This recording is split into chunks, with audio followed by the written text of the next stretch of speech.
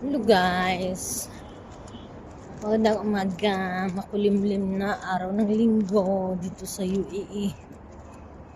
Pupunta akong tindahan, may kailangan kasi ako sa gulay para sa ilutong sinigang na salmon. Tsaka bibili na rin ako yung iluto bukas habang tulog pa sila. Mamaya pagising ng alaga ko, hindi ako makaalis at may pasok yung daddy niya. Walang maiwan. Kaya habang hindi pa sila gising, lalabas na ako. Ibili na rin ako ng iluto bukas na lumpia.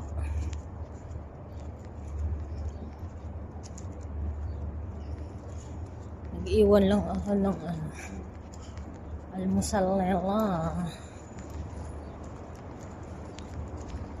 Para kahit magising sila at nasa labas ako, pwede lang kumain prito ng itlog hotdog na sangag ng kanin. Ito yung pader na sa loob nito yung simenteryo. Nasa pabuko kaya hindi ko ba pwedeng talian. Hindi na siya ganun kalamig ngayon.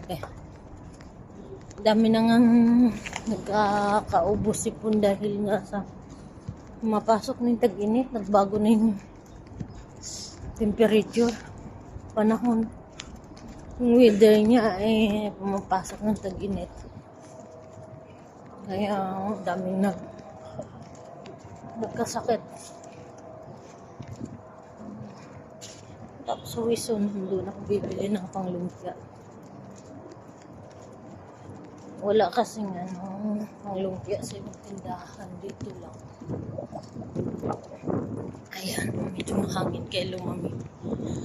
Baba ko na to, bye.